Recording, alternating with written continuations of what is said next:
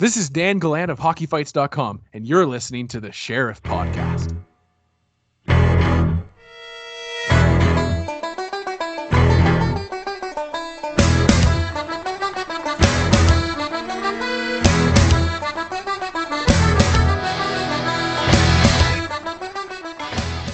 Welcome, everybody, to an exclusive episode of The Sheriff. Guys, today I have one of my favorite captains that I've ever had playing pro hockey. Now, this gentleman has broken so many barriers, not only for British hockey, but for hockey in general, and I'm so excited to get into this. My guest today busted onto the scene at the tender age of 14 with the Paisley Pirates. He spent most of his years with the Belfast Giants, and he has had his number 19 retired. Ladies and gentlemen, my guest today played extensively in North America and built a huge reputation on both sides of the Atlantic as Great Britain's top goal scorer of the modern era, the Elite League's all-time leading point getter, a draft pick of the National Hockey League's Philadelphia Flyers, and a high-scoring member of the University of Maine Black Bears. In my opinion, the best player to ever come out of Britain. Ladies and gentlemen, without further ado, Mr. Colin Sheilds. How are you doing this evening, my friend? I'm doing awesome. All the better after that massive intro, man. I'm pumped, man. Well, I must say, thanks, Shieldsy. I must say it was one of the longer ones, dude, but I mean, I could have made it probably about twice as long, Shieldsy, because I'm excited, bro, because I can't wait for my listeners to hear the journey that you went through, bro. I love how you're like a leader in so many regards. Like, as I mentioned, you're my favorite captain, bro. I'll admit it. I had the time of my life in Belfast, Shieldsy. You were my captain. You made it so good for me, like being over there, man, with your leadership, your friendship, and just being a great teammate, dude. And I want to start from the beginning, though, bro, because I'm all fired up. We're going right to Glasgow, Scotland. Now that's the official birthplace, right, Shieldsy? Yeah, that's where I grew up, and so I was born there, and I started. My mom and dad actually, to go right back, they used to be involved in hockey and figure skating. So there's a rink in Glasgow going back to the 60s, 70s, and 80s. And my mom was a figure skater. My dad was a hockey player. He just kind of fell upon hockey too when he was younger, and he fell in love with the game. And then when I come along, they were both involved in the sports, and so I started out skating just as a little kid, maybe like 2 or 3. And then the rink actually closed when I was about 5 years old. So and my parents, the rink closed. It was like the only rink in Glasgow. So they just kind of moved on with their lives. My dad wasn't a professional. I think he played a little bit for Great Britain and stuff. And my mom was a figure skating coach. But they sort of just went back to their regular jobs. And we didn't really touch on hockey or skating again until I think I was about 9 or maybe 10 years old. Where my mom and I on a Saturday were looking for a bowling alley in Glasgow. And we came across this rink, which was like a new rink, which had just been built. And I was like, oh, skating. Like, I'd love to go skating. And so we went in. The manager was a guy that my dad used to play hockey with. And so my mom knew him, and he was like, oh, calling us to try skating again. So the guy gave us a pair of skates. And for about 5 or 6 months, I went skating every Saturday, just public skating.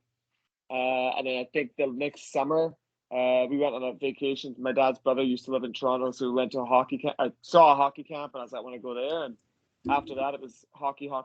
So Wow. Okay, Shieldsy. yeah, So that's it. now, That's the start.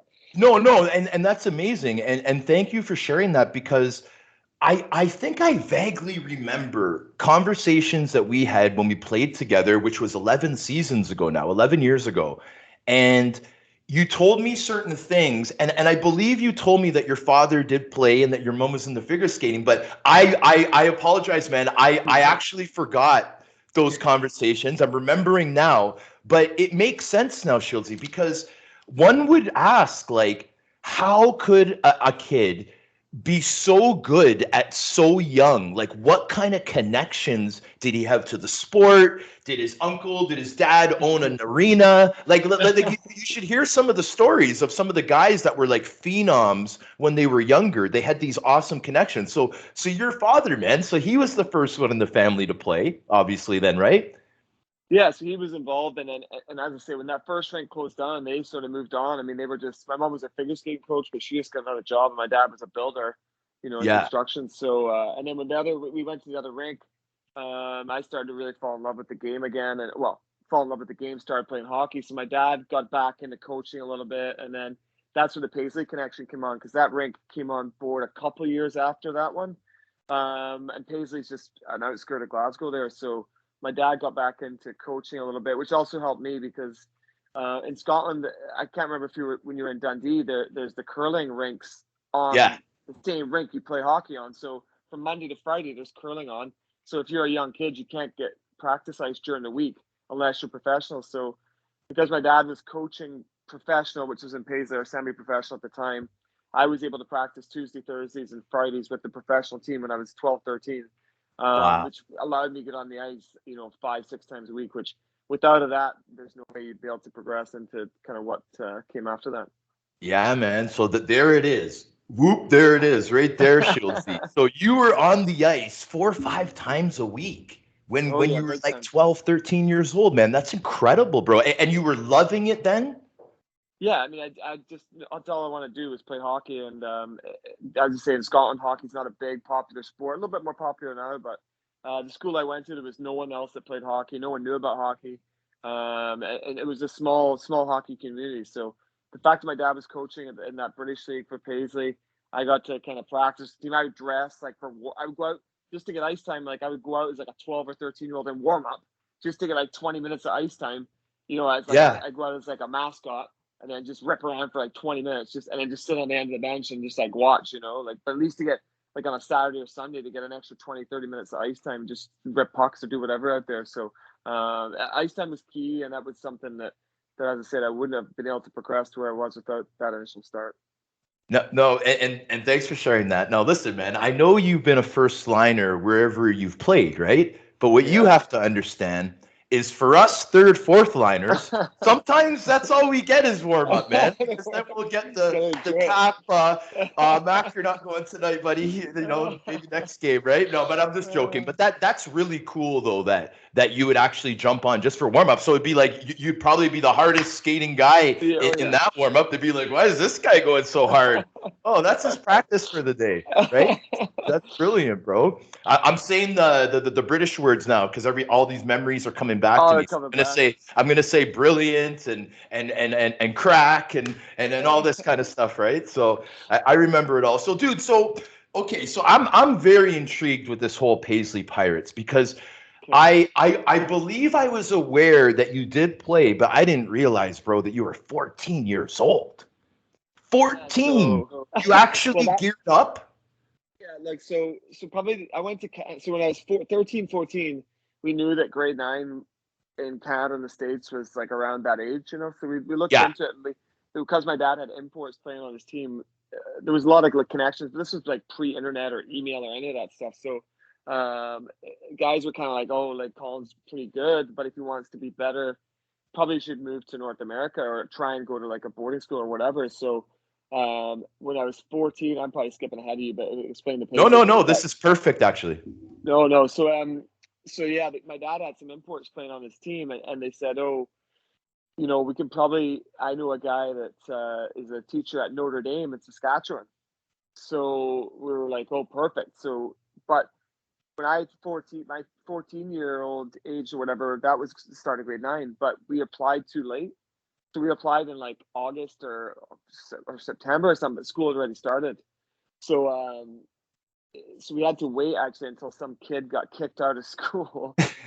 And then they like rang up. So I had started that season just basically like practicing and playing. I already graduated high school now, so I can tell this, but I wasn't even going to school that year because we had already started the season. So I was just practicing playing professional as a 14-year-old for Paisley and got in some games. And then when Notre Dame called us back and said, oh, we've got a spot, it was a matter of like, oh, we got to book a flight like this weekend. And so we packed the bags and off we went to Notre Dame. Wow.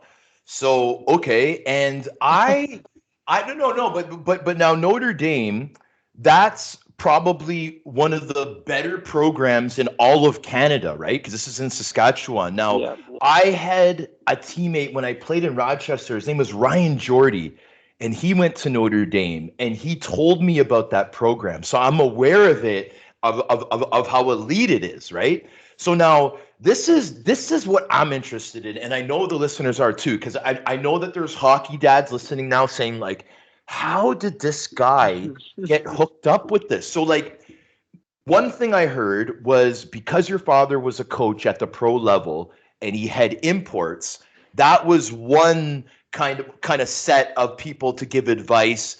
I'm Yeah. assuming those imports were from Canada.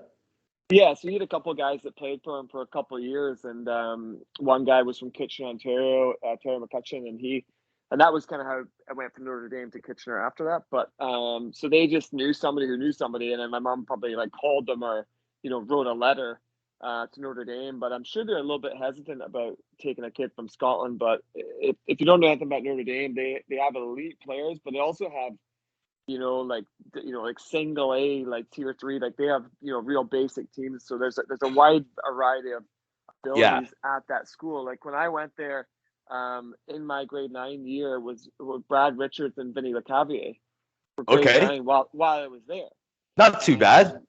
Pretty decent. Ever heard of them? But but when I got there, because they had already had whatever the hockey tryouts were like at the start of October, the tryouts already happened, right? So I came from Scotland. Like I understood when I went to Canada, I wasn't going to be this big superstar or anything. So I showed up there, hockey bag, suitcase, and just showed up. And then people were like, "Oh, we heard there's a kid from Scotland coming," but probably no one had any expectations that I would be able to actually play hockey. And I remember that I went out with, but I was real small. Like I'm not big now or when I played, but I was real small for my age and quite thin. So I remember the AAA team had already been picked, so the Bantam AAA team.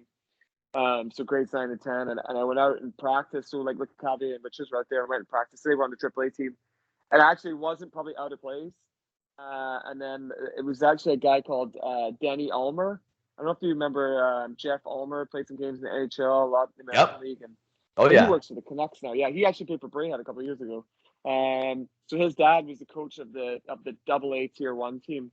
And he just said, "Hey, like this would be better for you to play on the second team. You're going to be like first line center or whatever." And it was a big adjustment for me because in Scotland I went from probably scoring 150 goals in 20 games to all of a sudden now there's all these kids that are better than me, bigger, stronger, faster. Even though it was good, so it was a big adjustment. But I find that after a while I did make the adjustment. It was more physical game and than I was used to and stuff, but. I don't even know what the stats would have been for that year, but I definitely made it good strides. And by the end of the year, felt really comfortable playing at that level. And probably could have played. I think I played up a couple of games for the AAA team, but yeah, it was a good first experience for me in North America. For sure. So now, Shieldsy, just to add to that, obviously for your age and probably even a couple up and down in Scotland, you were the best hockey player. Do you think that you were the best player in all of the UK for your age going over to Notre Dame? Like, did you carry that responsibility? Like, was that your label, like by other people? I think it just shows the way that the times have changed. I mean, there was no social media, no nothing back then. So the only time people got to see you play would have been at a tournament or, word of mouth or anything like that. Or like, there was a magazine called Power Play Magazine. Yeah. And there maybe have like an article on kids hockey or wherever they maybe have like the stats in the back, like the old hockey news, and they'd have kid stats in there sometimes. So whenever like we would play, I played for Glasgow juniors and practice with Paisley and stuff like that, and sometimes guest with Paisley just for extra ice time. But remember Murph, our goalie, Stephen Murphy? Yeah. He was our goalie. Stephen Murphy. Yeah. A couple other guys that played pro and guys that still kind of play minor pro today. But and wherever we travel around, by the time of the year before I went away, we had a really good team, and we would sort of go down to England and beat up on those teams. But it was one of those ones where before I went away, I'd be playing. If it was like a 40-50 minute game, I'd be playing the whole time, like literally the whole time. Like we had 12 players, and I'd be playing like you play a couple shifts forward, go off for like 30 seconds, back on, play D a couple shifts. Like so, it was a bit of adjustment to go back over, and all of a sudden you're playing. Back then even just 3 lines, and the intensity is way higher, but skill wise it felt fine, and just maybe the physical aspect at the start, and then probably just the structure, right? Like even at that age, like under like Bantam hockey, there's still structure where, I'd played a couple games pro with my dad's team and like learned some stuff, but when you all of a sudden you're taking the puck from behind your net and dangling through the whole team, and now you know what I mean? It's a bit of adjustment. You all of a sudden, wait a minute, I got to pass to someone else. So, Yeah. so that was a bit of adjustment for me. Right on, man. So, all right, now what I did a lot of research, Shieldsy, but it doesn't really say like, okay, so this year Colin Sheilds went to school in Canada. This was the first time someone's done that from Great Britain, right? Like there's no stats like that. Are you aware that you're the first person that did this type of move for hockey? We kind of talked about it when I was younger, and we were pretty upfront. My dad was a great hockey dad, and it was hard on me, but for the right reasons. And my mom was sort of the same. But at the time, we'd heard of other people that had went over, like Jonathan Weaver. I can't remember him, and maybe a couple other guys. But everyone that we'd seen that went over at an older age, it always came back. Like, say if someone was like 16, 17, 18, the adjustment to go from like the hockey in the UK back then, Yes. jump into like junior A, junior B, it was just too big because the style of play, the physicality, like you just couldn't adjust to it at that age, right? So we always kind of said like the earlier the better you could get over. So as far as I know, at the time, I was the first player to go over at such a young age. And stay. And stay, yeah. I mean, there was lots of guys that came over, played like 1 year junior. Yeah. Didn't work out. Like I think Weaver played like some in the East Coast League and stuff like that. But yeah, to go over at a young age, and then there's lots of players that have done that since, and it's good to see. Yeah. So the teenaged age, you come over to Canada and you pretty much lived the life, Shieldsy, of a guy that was playing at the highest levels that he could, like in Canada and the US from that point on. Like, and that's what I find is incredible because, like you said, someone else may have tried it, but they may have done it for a season, maybe a season and a half, and they were back. Brother, you embraced the system in North America. And I couldn't get over these numbers with the Cleveland Barons. Bro, tell me about this team. Tell me about the billet situation. Yeah. Tell me about this. That's kind of where things before I went to Cleveland. So after I went to Notre Dame, I'll go this bit real quick. But so after I went to 1 year at Notre Dame, it was so far to get from Scotland to Saskatchewan, and it was so expensive too. Like, oh yeah, 3 different flights and all the paying for everything. So the next 2 years, Terry McCutcheon, the guy that used to play for my dad, I went and played Bantam and midget in Kitchener for a year, and then 2 years junior B in Kitchener. Wow. So yeah, and so I played in Kitchener until I was 18. So I played like 2 years there, and or 17, 18. And the second year in Kitchener, I did pretty well. Maybe like say 30 goals in junior B and the Midwestern junior B, but all I kind of knew was major junior, because you're seeing the Rangers play and you're like, oh, I want to play major junior, but I was still pretty small. And then people were like, oh, like you need to get drafted, and then you're too small, blah blah blah. So there was a guy on that hockey school that I went to when I was like 12 years old.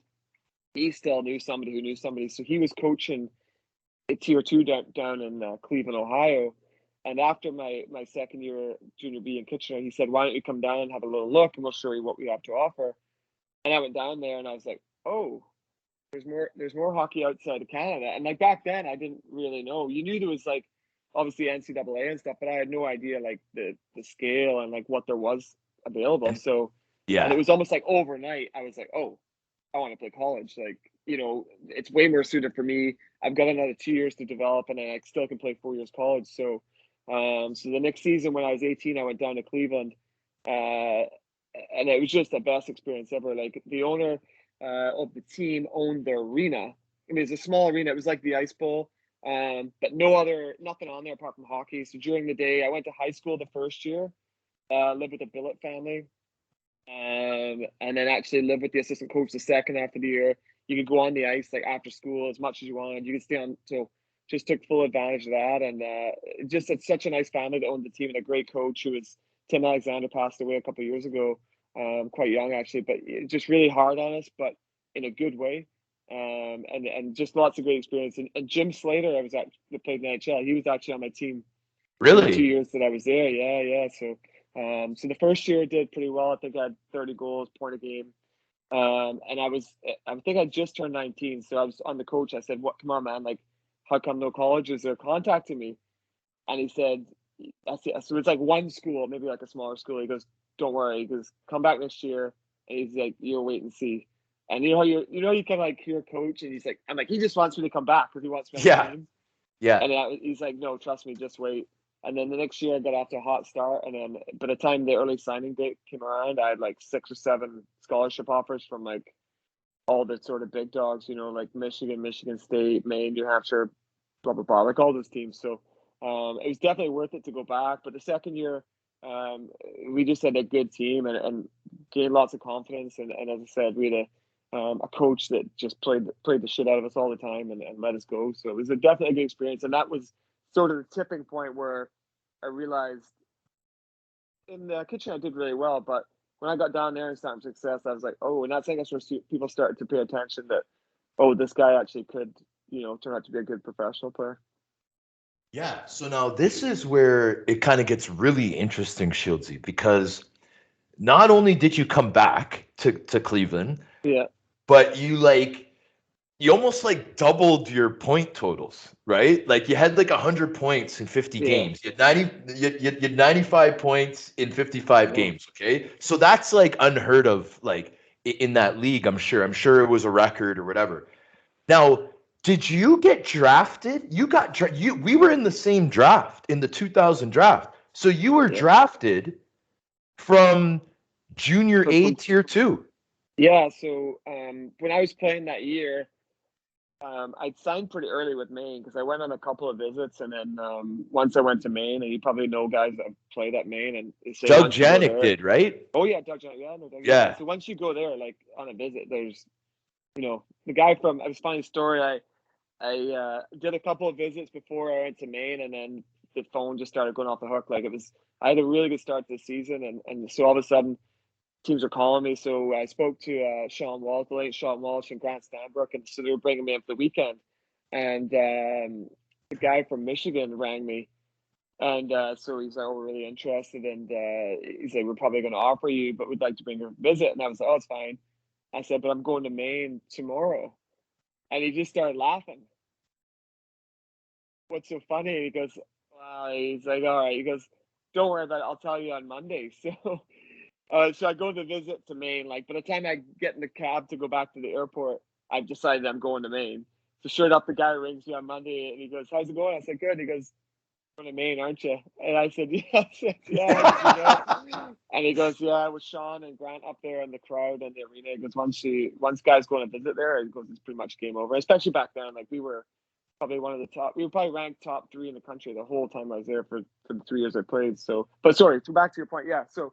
And then that was great, man. That was great. Oh no, it's just ramble on sometimes. But the during the season, like there was no, as I say, no internet or any of that stuff back then. Maybe dial-up internet, and so people like rumbling, say, "Oh, there's NHL scouts here," but I never, like, I was a 19-year-old turning 20, so I knew it was my last year to get drafted, but I never paid attention to it. I didn't really think I was going to get drafted. I was still probably like 160 pounds, like. And then there was like a sort of a European scouting list that came out, and I was on it, but it was like real late, like 9th round, a couple teams interested. And and then it was that spring when the draft was, and Stephen Murphy and I was back in Scotland for the summer. Back then I used to go back to Scotland all the time for like 3 or 4 months in the off season or in the summer. And we went out on like it was a Saturday the draft, and I get home from having a few pops, and I was like, oh, get on the old dial-up internet. So I'm in the other bedroom, and you hear the thing dialing up. My parents like, "What are you doing in there?" I was like, "Oh, just checking this draft list." Sure enough, drafted by the Flyers, and so it was a pretty exciting moment. So that's how you found out. Yeah. And then I think the next day or the Monday, got a phone call from some of the Flyers. I can't remember who, assistant GM. I think it might have been Holmgren or Ron Hextall, and just said I'd been drafted and going to keep an eye on me. They said they'd maybe bring me in for some of the training camps, development camps. Yeah. Keep an eye on me, and we went from there. I think I don't think I went to one the first year before I went to Maine. I think I went to Maine, and then I think I went to 2 years after that before my first and second year. So. Great on, bro. So now, I mean, but like Shieldsy, I mean, you were a 6th round pick, so it's not like you were like the last pick of the draft or like, you know what I mean? Like I'm proud being my 8th round selection in that draft, buddy. You were a 6th round pick. like kind of midway through the draft, like it's very impressive, man. The NHL teams that were mostly considering you were probably thinking like, okay, so like, I mean, this guy's from Scotland. I'm Yeah. sure he didn't have the support as like a regular No. Canadian or American, with the things to be using in practice. You know what I mean? So they're probably thinking that you're even going to get better and better and better, and Yeah. that your development's a little bit behind. Probably they're thinking, even though you're getting 100 points in a junior league in Canada Yeah, yeah. or in the States. Yeah, I mean, it was a surprise. And my big claim to fame is that the Flyers actually only had 3 picks before me. So I was their 4th pick that year. They picked they had something like a 1st round pick, Justin Williams. Then they had a third. They picked Roman Chickmanick. Remember that goalie, Roman Chickmanick? Yeah.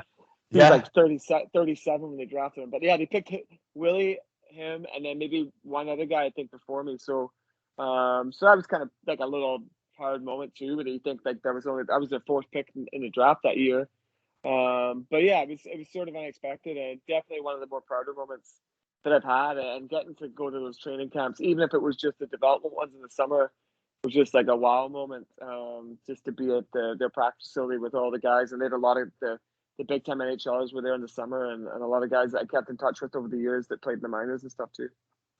Yeah, Shieldsy. So I mean, we're just gonna kind of drift back to Glasgow, and going on those warm-ups with Paisley, like, and as a very young preteen kid, just grinding it out, loving this sport that's not even that crazy popular where you're from, right? And you stuck with it. That was your passion. There's something inside of you just needed to play hockey, man.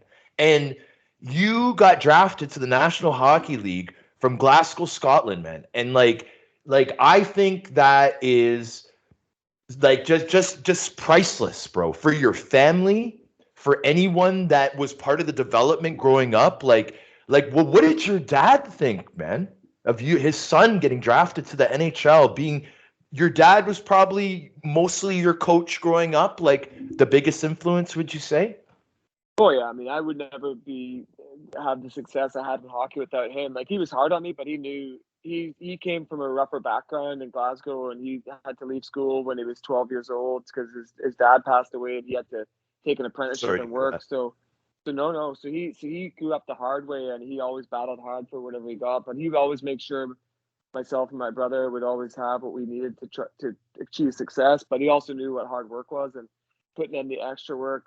As I say, when I was in Cleveland, and I just loved practicing and like training and shooting pucks and doing all the extra things. So I almost felt like I was cheating, not only him or anybody, but cheating the game if I wasn't doing extra. And one of those things, there's always someone out there doing more than you. So he definitely installed like a hard work ethic, and I'm sure it was a proud moment for him. But yeah, it's not till maybe you look back on it at the time, you just kind of, I think you don't really appreciate it, I think, at the time, and maybe you can attest to this too, because you're always like looking to get to the next level, and you're always worried or like have anxiety, like, oh, if I don't do this, I'm not going to get the contract. If I don't do this, I'm not going to.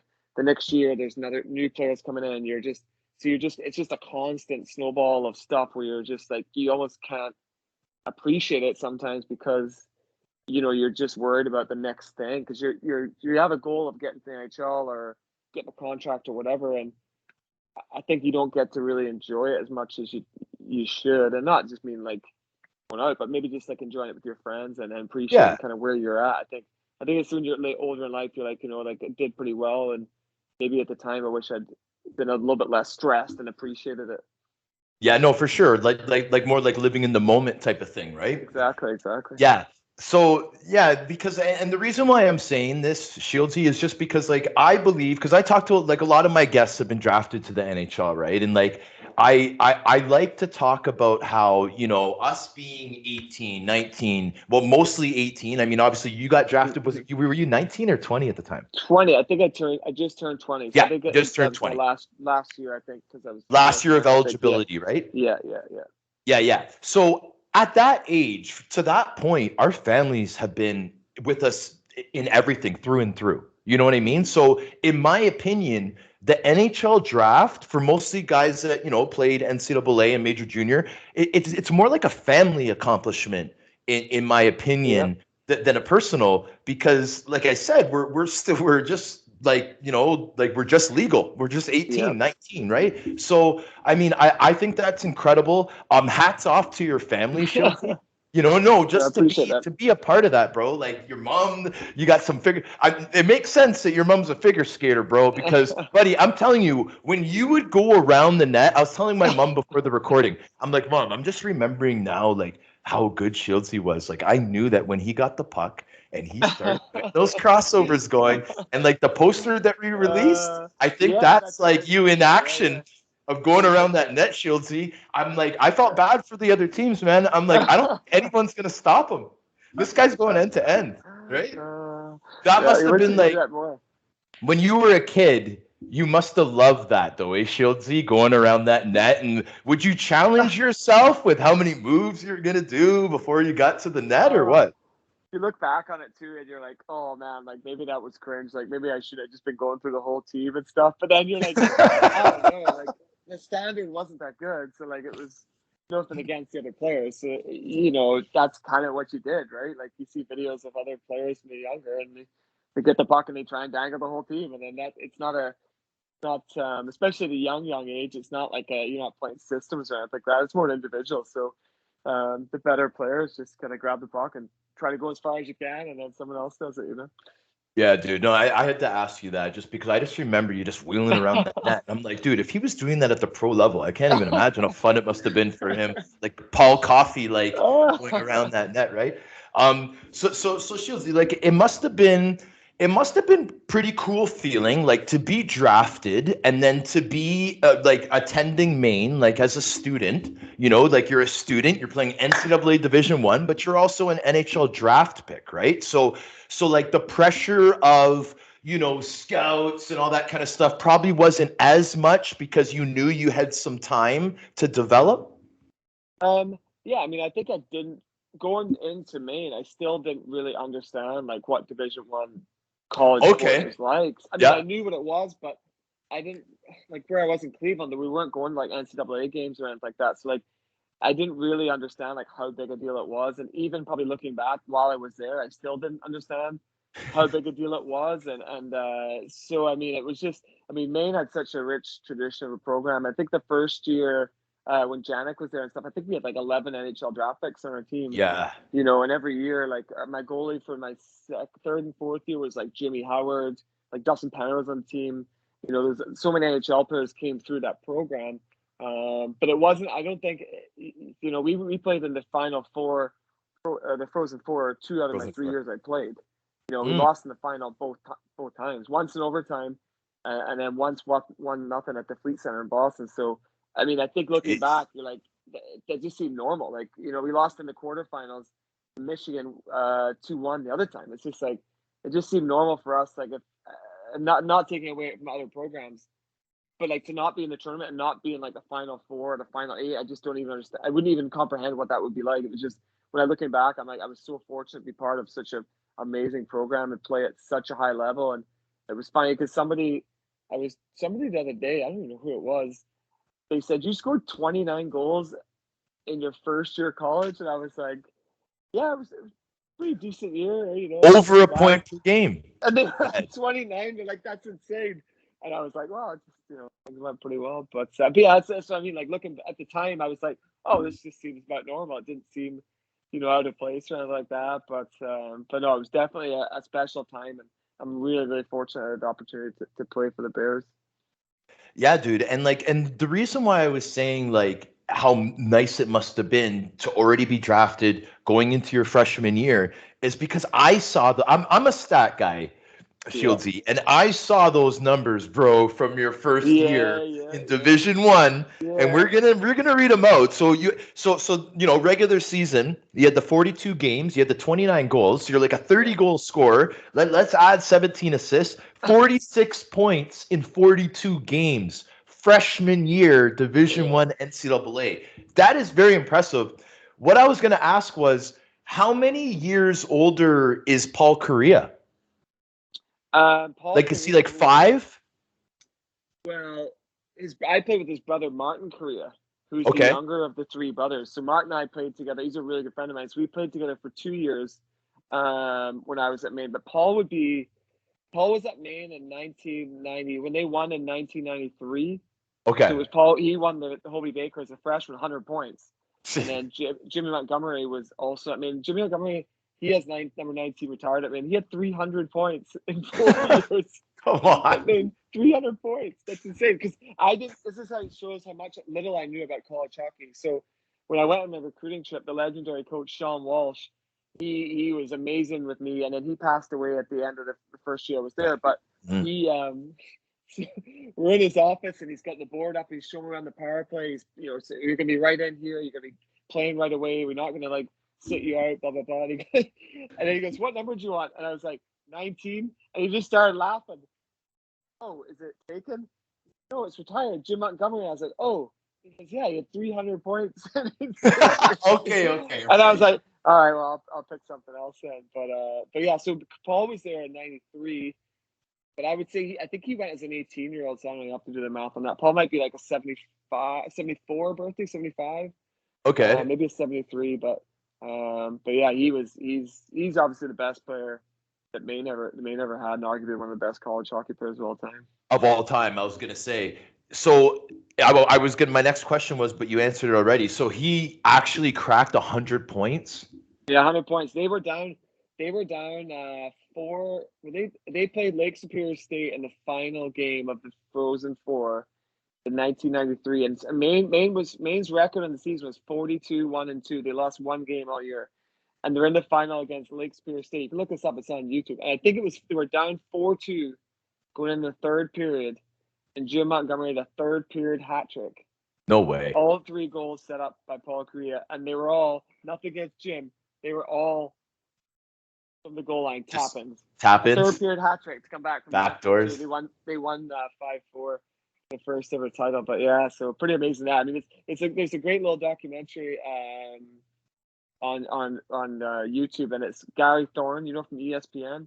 He's the voiceover because he went to Maine. He's the voiceover. Oh, so he narrates it? Yeah, it's so good. It's called Out of the Woods. It's really, Out of the Woods. Hilarious. Yeah, and Montgomery's on there, and Korea, and Garth Snow, Mike Dunham, tons of NHL guys on. And it's Colin Sheilds approved. Colin Sheilds approved, yeah. Yeah. Hilarious. There's some interesting dress sense, camera work, and all sorts of stuff in there. But it's a good watch. It's like an hour long. Right on, bro. I'm definitely gonna check it out. I know probably some of the listeners have already Googled that because it's Colin Sheilds approved. So Shieldsy, I mean, your stay at Maine was incredibly impressive. Like a lot of guys, they might come to college and be lighting it up, but then maybe their last year they don't do too well. Well, you were a point per game guy. You're like over point per game guy your first year, point per game guy your last year. So your productivity never went down. Like it was very, very good. Now, the way it works with the NHL clubs, there'll be guys that don't sign their entry levels. There'll be guys that don't do this that really should, because it was only that situation and that depth chart that it didn't work out with. But in another one, it may have worked out. What was the situation with Philly? Because is it the same as when you're drafted when you're 18? Do they have 2 years to sign you and then they lose your property? Yeah, I think it was until after your last year. They have until July 1st, I think. So until the free agency. But that was the year of the lockout, the 04-05 lockout. Oh, so, wow. That's interesting. So some pretty bad timing. But yeah. So we had been in conversation. I had an agent, and we were in conversation with Philly like all through my last year and stuff like that. And I don't really have any regrets, but I think I probably could have squeezed out of there after that 29-goal year if I'd have forced the issue and possibly, maybe had a shot. I might have been a little bit greener, like maybe not as pro ready, but maybe with it because of that good year, I just got in the system a little bit. But that 04-05 year, as you know, was such a big trickle down. And so leading into the summer, everyone knew the lockout was coming, and the Flyers like, hey, like we're going to send a lot of guys down the American League. Like we are not really having contracts to offer.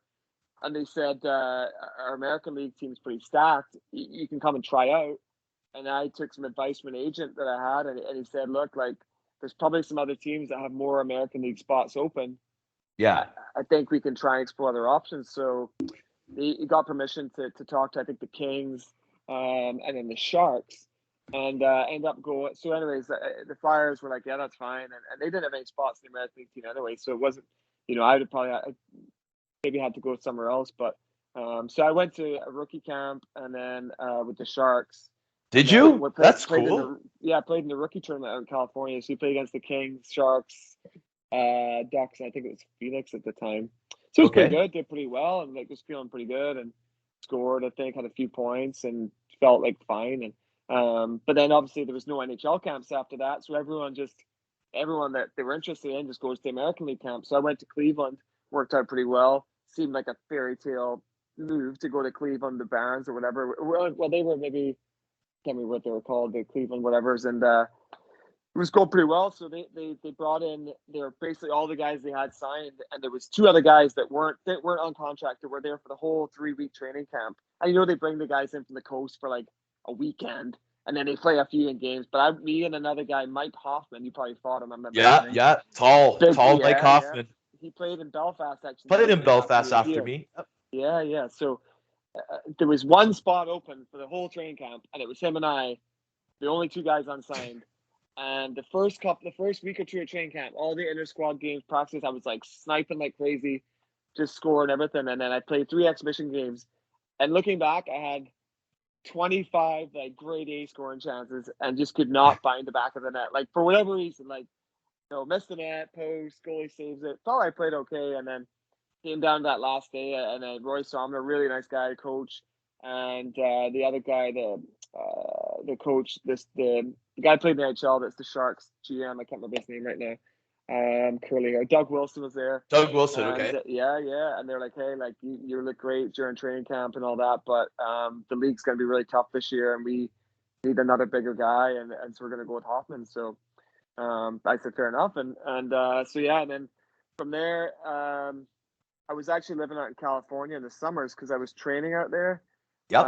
A guy who used to coach Team Great Britain, Marty McSorley's brother, Chris McSorley. Okay. He had a contact out there, so I was going out there in the summers for 2 summers prior to train.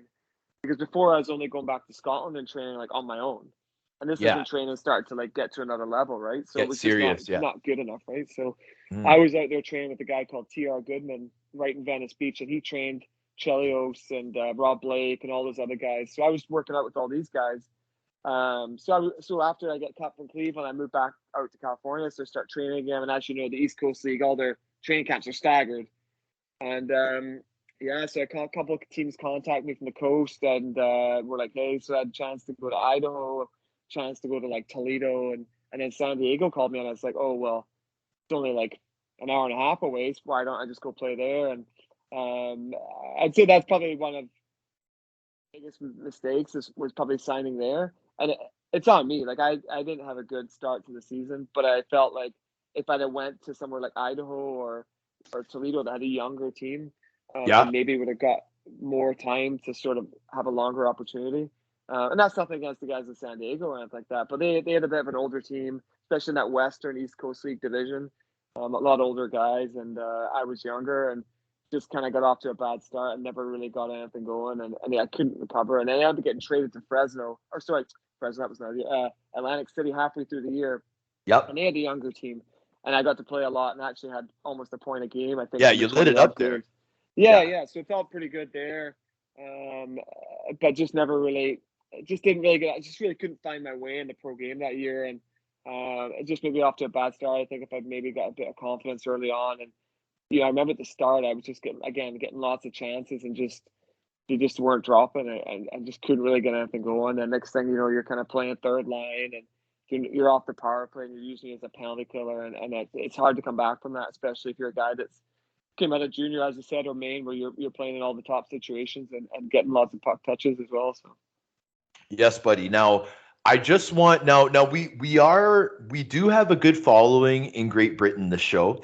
Most of our following is from North America, but I just want the listeners to understand these cities that you mentioned here. So now you're in Venice Beach. That's what you said, bro? Venice Beach. So Venice Beach, that's like the famous Arnold Schwarzenegger Muscle Beach, right? Okay, listeners. So Yeah. this is where Shieldsy was That's training. where I'm hanging Now, out. Yeah. now, brother, you're not getting off that easy. Who are those guys you said you were working out with? Chris Oh Chelios? yeah, huge And name who are drop. the other guys? Oh, there was tons. The list was like massive. I mean, I think So who are the Marty. guys every day that you saw?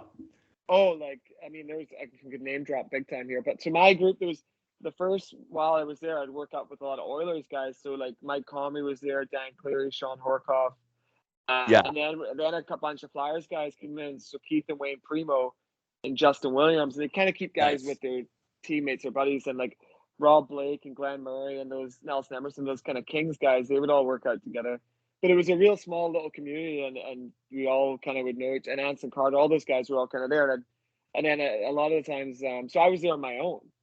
They were super nice, and I wasn't in the NHL, so they'd be like, "Oh, do you want to grab lunch?" I'm like, "Yeah," and they would just pay all the time. You know what it's like with those guys, and super Yeah. nice. And then like, "Oh, we're going to go out this weekend. Do you want to come?" And they'd take me golfing and stuff all the time, and so it was pretty cool. And TR is still a good friend of mine, and a lot of those guys would live out there in the summer and train out. It's a great place to live, and I lived and trained out there for I think about 4 years.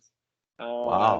And it was a great experience. And then, you know, East Coast League money. You can't be renting an apartment in Venice Beach and paying 10,000 a summer for training for very long. You know, so I that's when the funding ran out, and it was time to move on. But no, it was a great experience, and you know, a lot of celebrities and stuff you see around those places, a bit surreal.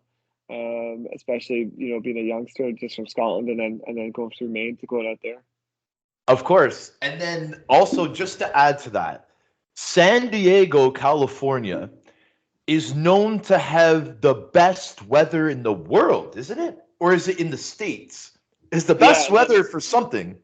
I should have known this was a bad sign too, because it. So I signed there, and the guy's like, "Oh, it's great, you know, by the beach, live by the beach, great apartments, free Benihana, I was eating that every day, free golf."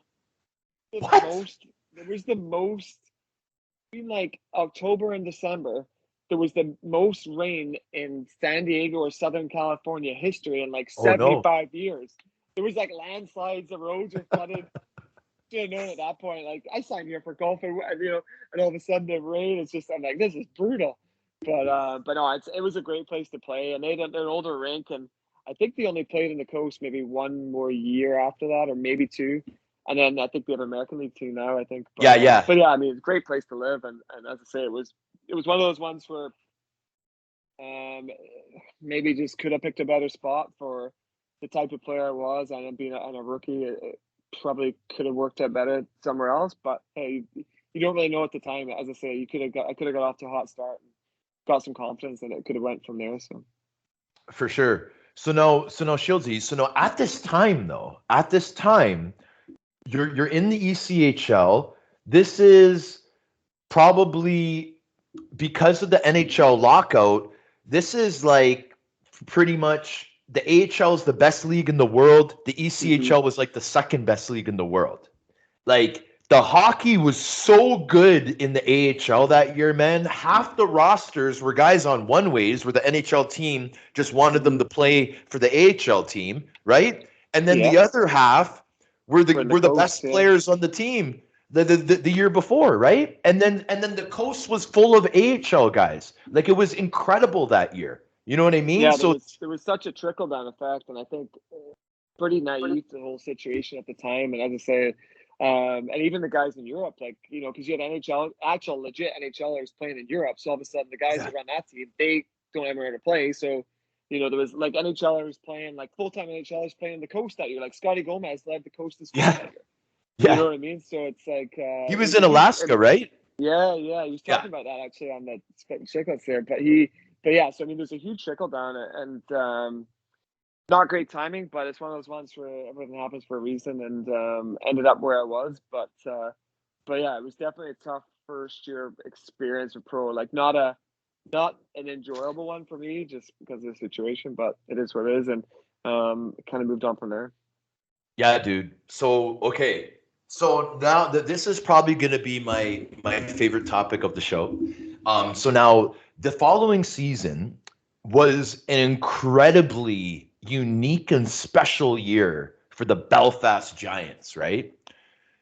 Theo Fleury was recruited Yeah, somehow. I don't know if you know a backstory. He's been a special yeah, guest on my show. We talked about Belfast a lot, yeah. but we never really I never got talked into it. about like the backdoor deals to actually Yeah, get him yeah. over there. Now, I could fill you in on Colin Shields, that. just as big as a deal, Not quite. also coming to the Belfast Giants. Well, I'm Yeah, talking like history for Great Britain. Like yeah. you and Theo coming to Belfast. What was that? The decision to leave the coast and come back over, was it tied to let's join this incredible movement in Belfast? Fleury's coming. Like how did that all get decided? Um. Well, so I'm very disappointed I had such a bad year on the coast that finished, but I wasn't ready to sort of give up on my dream yet of making the NHL or being the first British trained player to play in the NHL. So, um, the summer was going on. I was training. I think I was living in California a little bit in the summer and then in Canada. So training away and then as like everybody just trying to get a contract or, a couple offers from teams in the coast, nothing great.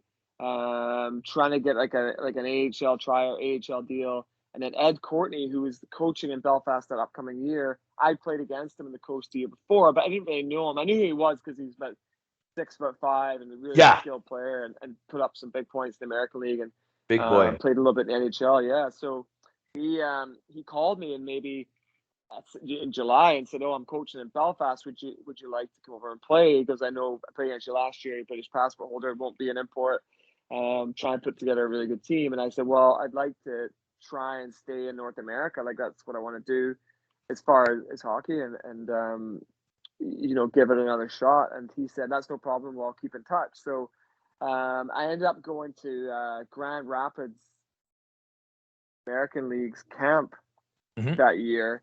But it was the old token, weekend long, 1 week of practice, couple of exhibition games, and it didn't really work out. And then it was one of those ones for a couple of East Coast League teams, but nothing like that you're really looking to, nowhere that you're sort of interested in. It was one of those ones where, hey, like my confidence was pretty low. I need to try and get a bit of confidence. And I thought, well, maybe if I went to Belfast, even just for a year, got the confidence back, maybe a bit of scoring touch, then I could try and come back after that. So, but yeah, so I called Ed back up and he said, yeah, we're still interested. And he didn't really need to make any roster moves because I was not an import. So, and Theo had actually, so that was late though. That was been like mid October. And Theo, and I'll tell the story quickly, but he had just been through a lot of stuff, of course, as well documented in Canada and the States. And I think he was looking to try and sort of get things going in the right direction at that point. And a guy he knew, a Like a businessman, rehab type of yeah, just situation in maybe to get Belfast. away or something Yeah, and do something different and yeah, maybe get away from the rut he was in. And a businessman he knew was on the same flight as Shane Johnson. So you played with Johnny in I 2010. did. Yeah, it's Johnny. Yeah. So Yeah, this guy, he goes, Theo, Johnny. and Johnny says, "Oh, like Belfast Giants, this guy's, intrigued. This guy plays a golf tournament with Theo, says, oh, this guy ends up being business partners for a while with Jim Gillespie, who owned the team at the time. And next thing you know, Theo's on a plane to Belfast, and and then there's that legendary game where he had like 7 points and 2 fights in the first game against the Caps. So but he'd only been here for about 6 or 7 games before I got here, and then I came in November 1st. And they had a couple of injuries at the time, and they got off to a decent start. But I think not to be like that, but just to put in like a British scorer, a British player that can play second line. So I was playing center at the time.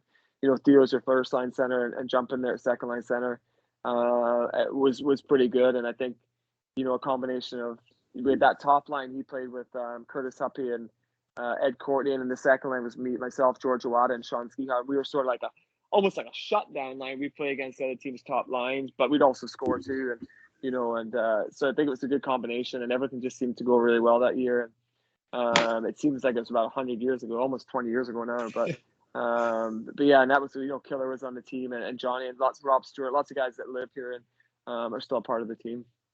So Todd Kelman was a defenseman that year for the Giants? Yeah, and then so he was playing, and then him and I became pretty good friends that year. And then he's always a businessman, as you know. He's the owner of the Cardiff Devils now. So he owns the team now?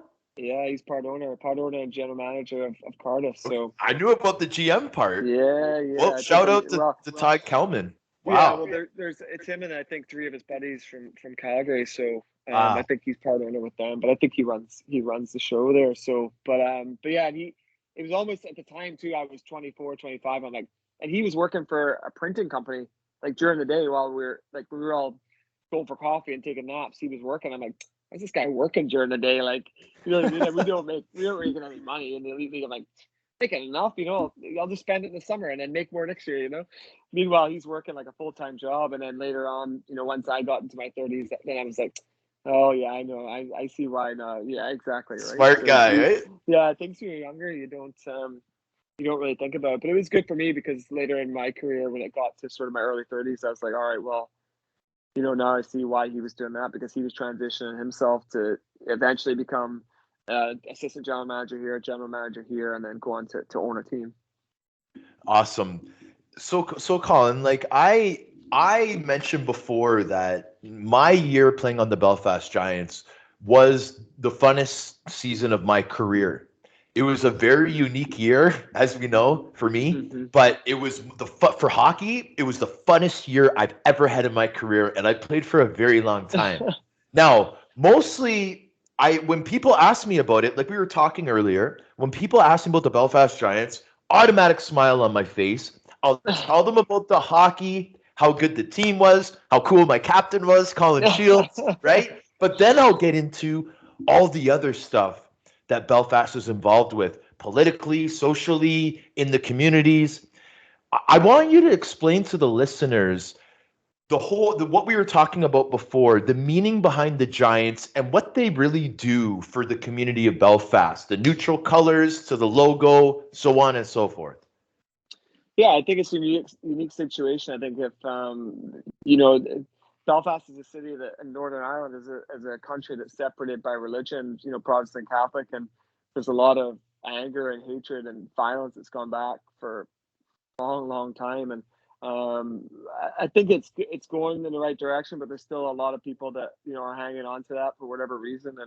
And you can see it in politics and also in a lot of sporting events too, whether it's in soccer or GAA. And I think the Giants were created back in the early 2000s, and I think it created a sporting event, a thing for people from both sides to go to, a safe environment where there was obviously violence on the ice, but nothing off the ice. It was safe for kids, and it's really created a special brand and a unique part of the community where the Giants will go out and be involved in schools and different programs and getting kids involved in hockey and other things, even if it's just, as you know, going to schools and talking about healthy lifestyle or eating and trying to give people something else to focus energy on, as opposed to getting caught up with different groups that are focused on negative things and violence and hanging on to a lot of these religious things that go back for a long time.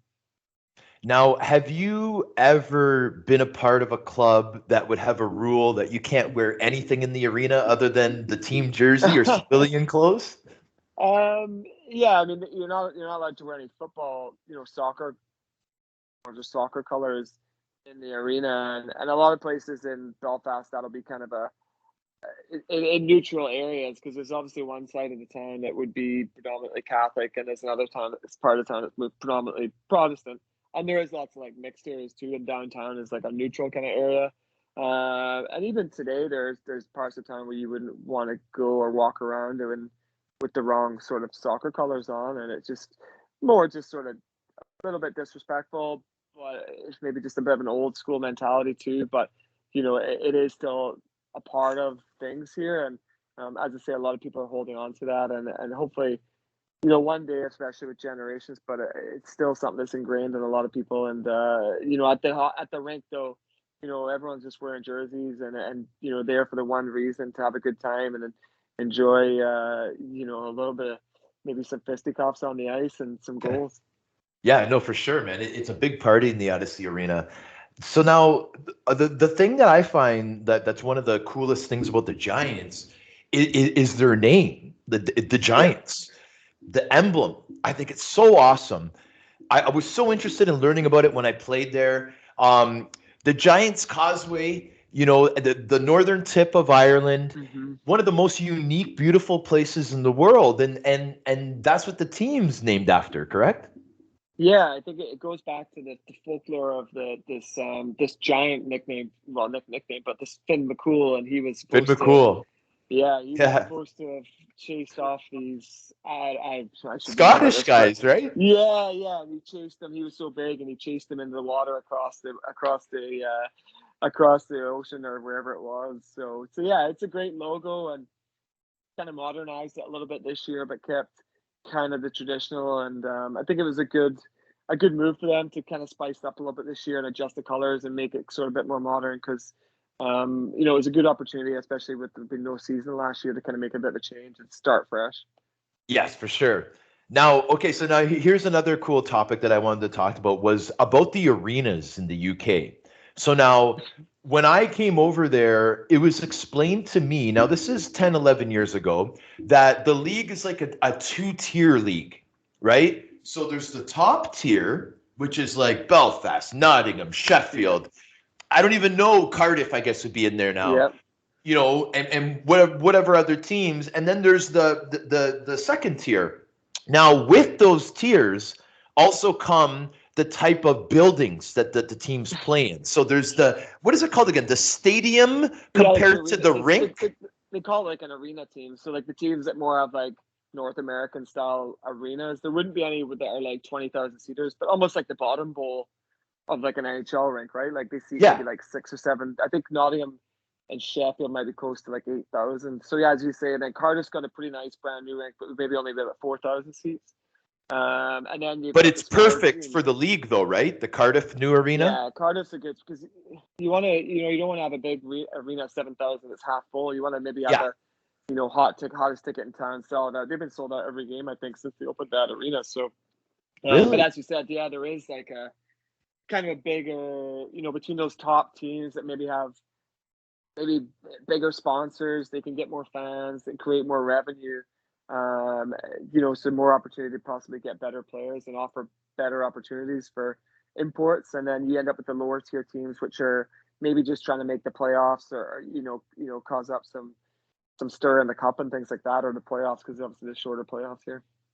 Now, don't get me wrong. It could be really, really fun to play in those smaller arenas too, man. Like I remember going into Hull and places, Newcastle's smaller. Remember when they played in that in Whitley Bay? Yeah, that was. I mean, they should be playing hockey in there, but no, I mean, I'm trying to think. So now I'm trying to think. So we got Manchester now. I don't think was around when you were around. No. So they've got a pretty small rink. Their rink's like the Cardiff old rink, so the one that you put in. So it's really small like that. And Dundee's got a pretty nice rink, as you know. And then Fife's got an old rink, but I think it's good. Great atmosphere in there, and it's good to go into those old barns and pretty electric crowd. And then Glasgow's got a pretty nice rink too. So even there's not too many sort of quote unquote really bad ones, but yeah, different atmosphere when you go to all of a sudden a big arena to going back to playing a small rink, and you're walking through the crowd to get onto the ice. Yeah. Now, Glasgow, is it still the Braehead clan? Yeah, so they did a rebrand a couple of years ago. So they're the Glasgow clan now. So I think just to make it a bit more of like a citywide thing, because I'm sure at the time you were probably thinking like, what is Braehead? It's almost like an area of an outskirt of Toronto, calling the Maple Leafs the Markham Maple Leafs, or something like that. The Whitby Maple Leafs. So it makes more sense to call them the Glasgow clan. And they had a bit of a tough time because of the pandemic and stuff. So they got off to a later start because of some arena contract negotiations. But yeah, they're doing better now. They sort of caught up in the game. And, seems to be doing okay. Now, I remember that arena being really nice. Was it new like 10 years ago? Yeah, it would have been pretty new. It's the one that's attached to a shopping mall, which sounds, for listeners, doesn't sound great, but it's a nice arena, probably like about 3,000 or 4,000 seats, and they've got pretty passionate fans too. And there used to be, as I say, when I lived in Glasgow when I was younger. After that, there started to be like little rinks pop up all around Glasgow, and then down in Ayr there used to be hockey back even before when I was younger. So there is like quite a big catchment area for hockey there, and they've sort of tapped into that, and they would get a good following. Right on. So now, Colin, another question, just because we're in the region right now as a topic. When you were growing up, like again, when we were growing up, there was no internet, there's no social media, there was no hockey DB, all that kind of stuff. But Tony Hand, right? Is that guy like Wayne Gretzky to Scotland, like original? Like, is that Tony Yeah, I Hand? think. Like, Yeah, because I he's think. the oldest and first person to be drafted to the NHL, right? Yeah, so he was the first. So when I was younger, you kind of not, you look up to lots of players, but he would have been playing in the equivalent of the Elite League, like the British League or the Super League, and dominating. I mean, if you look up his numbers, it's crazy numbers back then. And he had some amazing skills, and was a really really smart player. And if you watched him, sometimes he had all the tools. He could fly out there, was strong. He could shoot the puck, but he also thought the game well and was a great passer. And so yeah, growing up, he was always a player that I looked up to. And you watched him, he would try and pick up things like that. And I was fortunate the first year I played on the national team. I think the first couple of years, and we played in Slovenia when I was 20 or 21. He was also on the team, so we got to play together Okay, a little bit then. Yeah, and then right on. so yeah, and then when I was sort of came back to the UK after university, or sorry, after my first year pro, he was still playing on Manchester, and then maybe in Edinburgh, I think, as well. So he was kind of towards the end of his career, but Yeah. still a smart player, and still could still fly out there and do things with the puck that not just like a smart player who slowed the game down to his pace, and just all of a sudden put out the guy's tape for an empty net backdoor. So he would be like what, about 12, 15 years older than you? Yeah, I mean, I think he was drafted in the Oilers in like '87 or something, so he'd probably be close to be about a 70 birthday, I'm guessing. So about 10 years. Yeah, maybe a bit older than that. Maybe 10, as you say, 10 to 15 years older than me.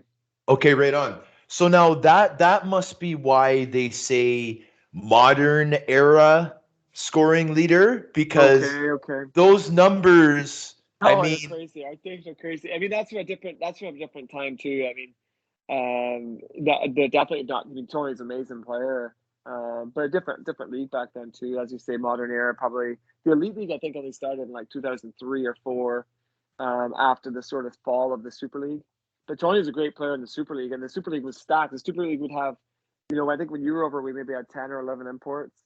The Super yeah, League had like 18 imports and like one yeah, British guy on the team. I There was heard. only Yeah, six. There was only six teams, but like all the guys were coming out right out of the American League. yeah. Back in like the mid '90s, late '90s, early 2000s, and Tony was a top player in the Super League. So I mean, it wasn't like a fluke, or it just happened to be when he was playing before. He was just that dominant, and as you say, the standard was maybe not as similar. It's just a different type of game, But same as Yeah, he was the Wayne Gretzky of that era for sure. of that era. Yeah, for sure. So now he gets drafted as a British-born player, the first guy to do that. And I've obviously, like, I know a little bit about Tony Hand. Like, I saw some stats like where he might have played like 3 games in the Western Professional League or something like that, and then he ended Yeah. up coming back. But Colin Shields, you made a really big mark in North America, brother. Like, not only like, and this, you even made a big mark before you even got to Maine, right? Yeah. Because you left your mark on those junior leagues. You went to the most notorious school in Canada, right? When you went to Cleveland, the numbers you put up, you earned the D1 scholarship to Maine, and then you light it up when you get there. But whoa, hold on. Before that, you get drafted to the National Hockey League, right? So like for me, I'm trying to think of like the GOAT, the greatest of all time. Buddy, I'm looking at him, bro. Colin, I know you're a Greatest humble soup can, guy. I greatest know soup you're a can. humble guy, but this is what I'm calling. You're the EIHL all-time leading scorer. Okay? Who did you have to pass to get that record? I think at the time, Dave Ashley Tate, he was the top scorer for a while. I'm trying to think who you'd be playing for when you were over before. Maybe Sheffield. Was And then I Clark on think that list at Clark, all? yeah, David Clark. I think he David might have Clark? been. Yeah, I think it was right within like a 2 or 3 period towards my last year where Clarkey took over Ashley Tate, and Really? then he You guys retired. were doing this? Well, Ashley Tate kind of retired a couple years before me, and then Clarkey retired a year before me. Okay. So it kind of just like Clarkey took over Ashley, and then I overtook David sort of towards the end there. But yeah, I mean, those guys. There's a lot of great British players that came through and played in the league and done a lot of great things. And I was very fortunate to play with a lot of those guys too. We came through a really good era. If you think of the guys I just mentioned, and then guys like David Longstaff, Jonathan Weaver, Yeah. and then even following on from that, the guys like Jonathan Phillips, Mark Richardson. I'm trying to think, obviously, like Peacock, the guys that David Yeah. Phillips, the guys that played on the national team for a long, long time, and there's a few younger guys starting to come through now, but Robert Dard's still playing, still doing really well. So hopefully, you'll start to see some other players come in and put up a big impact. But it's hard because now there's 14 imports in the league. How many? Off top of 14? 14, yeah. Wow. So teams can get by with maybe 1 or 2 British players, and then Yeah. especially the top 14. teams, they don't. The top teams are playing to win. Like they're not trying to develop British players. So it's hard if you've got a young kid on the bench and you don't trust that he can. He might cause you a chance against you. You can't put him out there. So it's tough for young British guys to get an opportunity in the league because the import level is so high. Yeah. So now, would you say that the league's getting better and better and better year by year? I think it is, but I argue with this. I was on the Giants of You from the British podcast. I was arguing this point. I think hockey in general is getting better everywhere. Yeah. You look at the NHL now. You watch a game from 30 years ago. It's night and day. And I think the players that are coming to the elite league. You look at the players that were coming 10, 15 years ago. They're coming from the same leagues. Like maybe the odd guy that's maybe from the NHL now or from the KHL, but. Look at the guys that were on our team and Jeffrey Suez and Mike Jacobson and Tom Walsh, all those guys. Like those guys are Evan Chevy, like top players, at It's that the time. AHL, yeah. And I think it's just a combination of hockey getting better overall and then adding 4 more imports. So instead of having younger British guys, no offense to these guys, like we had Gareth Roberts or like Robbie Brown, like now you've got 2 or 3 more imports. Like and they're coming from the East Coast League, American Hockey League. It's inevitable that the standard's going to get better, but it's not good for the young British player that's trying to make his mark in the league or get an opportunity. Yeah, man. And thanks for sharing that. So now you had an experience with, like, obviously Belfast is your team. Belfast is you. You're Mr. Yeah. Belfast Giant. But you had the experience of playing with a couple different clubs in Newcastle and Sheffield, right? Now, when you were in Newcastle, the team was an absolute powerhouse, right? And that was a situation where like you were going back and forth, like that was in that transition. Yeah. So I know that that's a one of a kind city in England. Yeah, that's if you're looking up for nightlife. Like, what was that year like playing in Newcastle, England, man, with all those Geordies? Yeah, it was a great experience, and I have no regrets about what happened. It was one of those ones where I played in Belfast, went back, gave the coast another shot. Yeah. Played for a couple teams, had some success in Idaho, but didn't get the call up. And then I was 26, 27 years old, and knew that probably if I wanted to keep playing was probably the smartest move to come back to the Elite League. And the opportunity wasn't really there at the time with Belfast, and Newcastle said, "Yeah, you want to come play for us?" So I knew lots of guys that were on the team there, David Longstaff and the owner and GM at the time, Rob Stewart. So Rob Wilson. So Wilson. amazing. Yeah, great time. Great town, and very laid back from what I was used to. And we practiced at Whitley Bay, so it was definitely an experience. Like we had great apartments right by the beach and stuff, but yeah, it was definitely glad I did it. But then when the opportunity came back around the next year to come back to Belfast, I guess I signed like a 3-year contract and was probably happier for the long term, especially because Newcastle was in a bit of financial difficulty there and ended up having to fold a couple of years later. So it was definitely longevity wise, it was the right move to come back. Right on. Now, Sheffield, the only question I really have for that is that Nottingham Sheffield rivalry, is it really all that, man? Is it everything it's been made out to be? Yeah, it's crazy. You can pretty much just repeat what I said there and change out Newcastle, Belfast for France and Sheffield and Belfast, because it was one of those ones again where Belfast won the league the year I went to France. Came back. I was living here in the summer, and then yeah, they just offered contracts to other guys. So Sheffield offered me a contract, and I had to take it. There wasn't really any opportunities. So, but yeah, that rivalry is crazy. I mean, I think I played in 2 or 3 of the games against Nottingham that year, and it was just sold out barns every time, maybe more, maybe 4. And it was funny because I played against David Clark and with him my whole career, and he played on the national team and everything. And we always had like a rivalry, right? Like we were on the national team, we're always buddies. We were both scorers in the league, Same and he probably age? played. Yeah, he was maybe 1 year younger than me. He always played a little bit chippier though, and he just whatever. Like we always had a big rivalry, him and I. And so this big massive game we're playing in Sheffield, and I think I don't even know in the league at that point if I'd maybe had a couple fights like prior to that, maybe in like 2010 or something, or the year after you were here. And so we're playing in Sheffield. The crowd's crazy, and we were maybe up 3-0, and I make a pass, and he kind of runs me, just like, oh, well, that's enough of that. So I go back, cross check him, drop the gloves, give him a few uppercuts, like get the upper hand. It's the crowd. It's in Nottingham too, so the crowd's It's going in Nottingham? bonkers. Yeah, so he's not very happy about it, and so he's giving me a few words as we're going to the box, and the glass in Nottingham is real low, so like Yes. I'm standing, you can like see the guy across. Yeah. So I got 17 minutes. I got this is like the start of the third, or like a couple minutes to go in the second. So 2, 5, I and a get this. 10? That's yeah. So I got 17. So he gets like a 5. So he's like chirping the whole time, and he goes, "That's it. Like when you're out of the box, we're going again. Like square go. Like you jump Come me or on. whatever." And I was like, Really? yeah. So I was like calm, and like no one. I didn't get in a lot of fights or whatever, but so I was all right. I was like, all right, no problem. Just I'll be out in 17 minutes. So It's sure 20 enough, minutes. like first shift, come back, coach puts me back on, and I knew he was on the ice because, as you know, like I wasn't a fighter, but if somebody's coming for you, you just know. So I could feel him kind of around. Then there's like a scrum happens. So it's in front of the net, and he's sort of like, all right, let's go. So I just back up to like center, take the helmet Really? off. Oh yeah.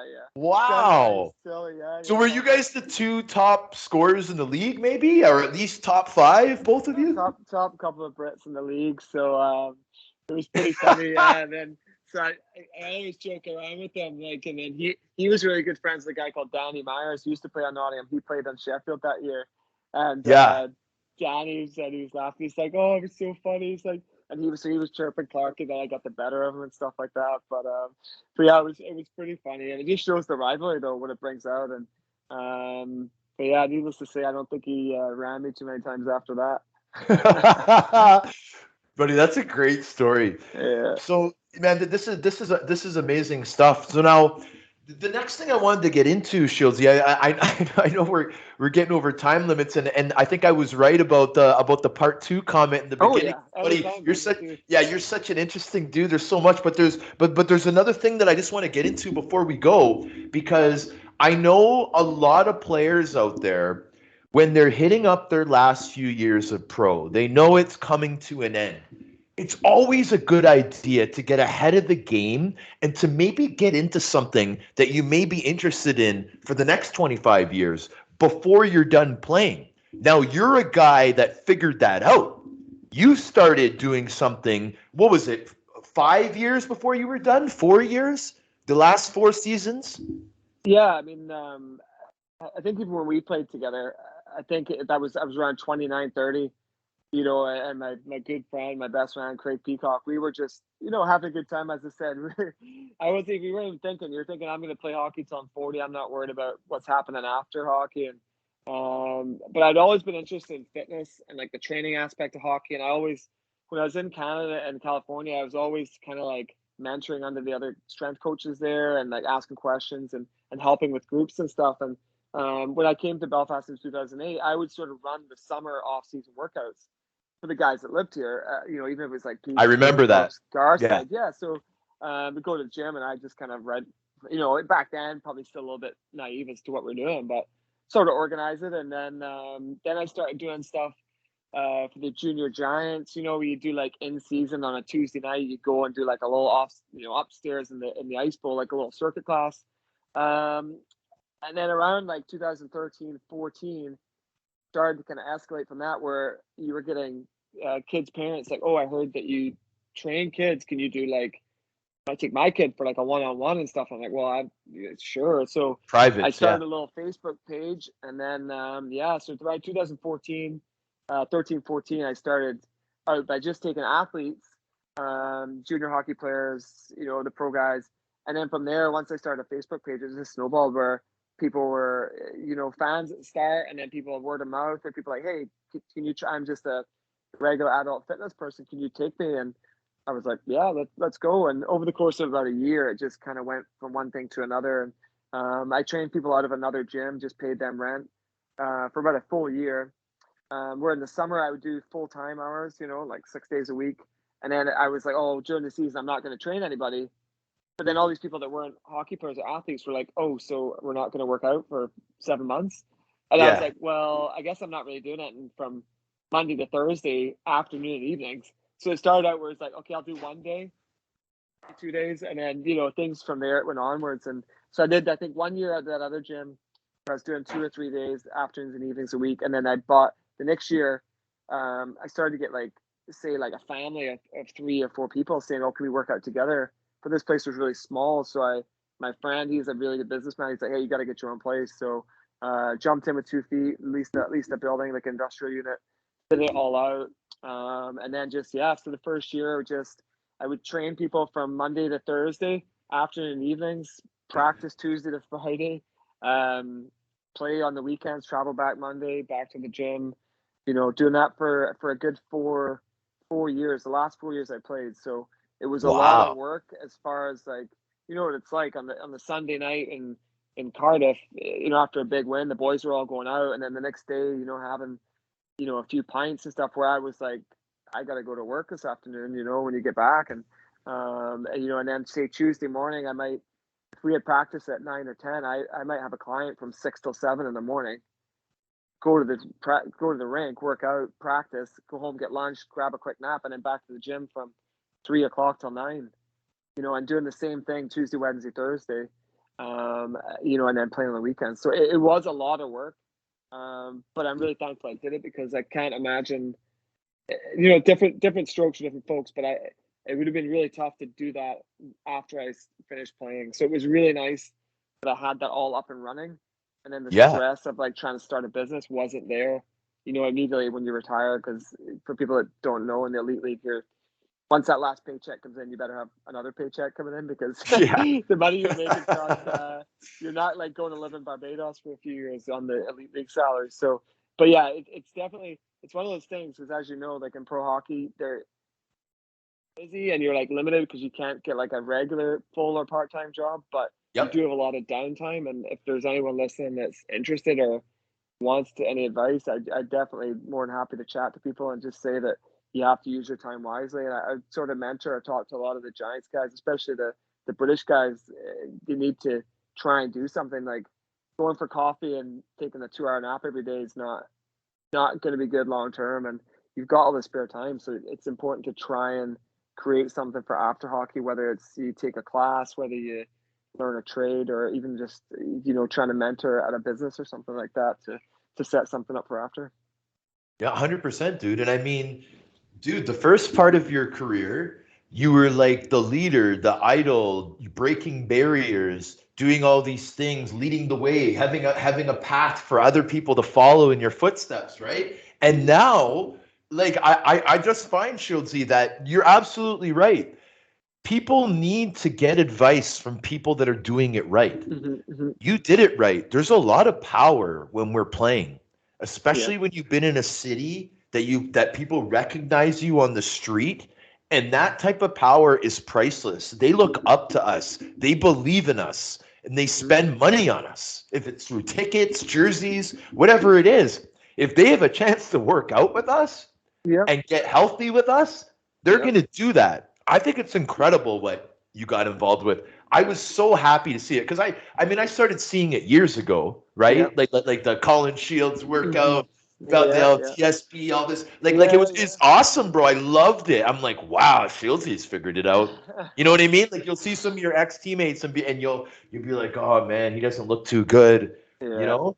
But then other guys are just like, yeah, man, right on, right? So that's how it was with you. So I think that's pretty cool because I believe you've been a mentor pretty much your whole life, Shieldsy, just because of how good you've been at this sport and how you've led the way and like I said, how you've broken barriers. So, like, for example, your business right now, explain the name, the website. How does someone get a hold of Colin Shields?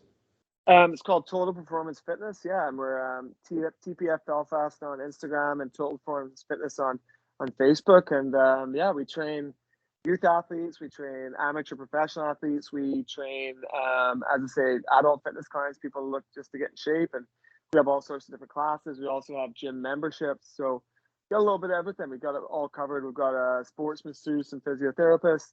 We've got nutritionists, all that stuff. So a little bit of everything, and just try to take it's important in hockey, and not just the Giants, but hockey in general, like how inclusive it is and how it's somewhere where people can go and feel comfortable and be a part of something, whether you're on a team or on a fan base. And I think gyms is somewhere that's very intimidating for people, especially if you're not in a different situation. You're not an athlete, and you're maybe a little bit overweight, or you're self-conscious.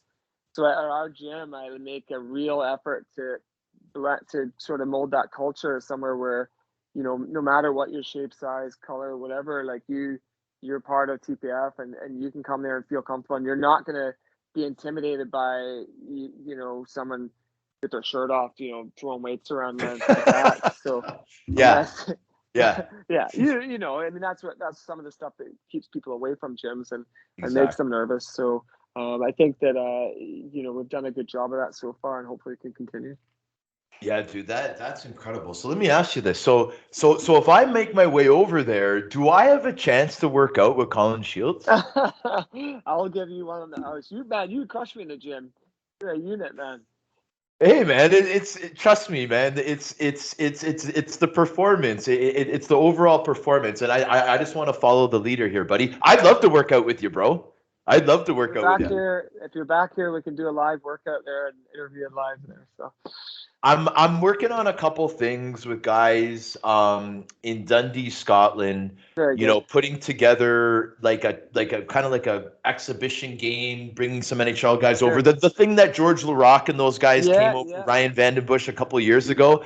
I'm kind of working with those guys to do another one. So I would love to come over there, buddy, and hang out, buddy. It's been a long time. I miss you. Like I said, you're my favorite captain, bro. When we had the opportunity to bring you on the show, I got so excited because it's guys like you, man. Like you're the real deal, Shieldsy. Like you were such a good leader, such a great teammate, man. And you know what? You got another 80 years you're gonna live. So you got a lot of advice and a lot of things to give and a lot of things to bring to this world, bro. And this platform enables me to have guys like you on the show to really show people what history is all about. You made history, brother. You made history, and what you're doing now is so cool, and that's exactly what I want on the show. So thank you so much for coming on, my man. No, I really appreciate that, and it was great to catch up. And a lot of the guys that played together with us that year, and we have so many fond memories. And you kind of transformed our team that year, because you probably listeners don't really know, but I'm not going to drop teams' names or anything. But the year before, we kind of lacked toughness. Our coach and general manager said, I felt we got pushed around a lot the year before, and it kind of held us back. We had a lot of skilled players, and we were close. Like, we're close to winning the league, but we just maybe didn't have that toughness. And so when I heard that, you can look guys up a little bit on the internet, and like, oh, we got this guy, he's super tough. Like, no one's going to touch anybody on team this year. And then you came over, and I was like, holy shit, this is the size of this guy. And we like never seen anyone like another team is just like terrorized by one player, like to the point where guys in the other team were like, "Come on, man! Like just tell him to leave us alone. Like no one's gonna fight him. We don't want to fight him. I can't control him, man. Like he'll do what he wants." And it was so funny. It was just I was explaining I was coming on here and I was golfing with these guys today, and I said, "Oh, this guy's possibly by far the toughest guy to play in the elite league." I said I could have punched their best player square in the face.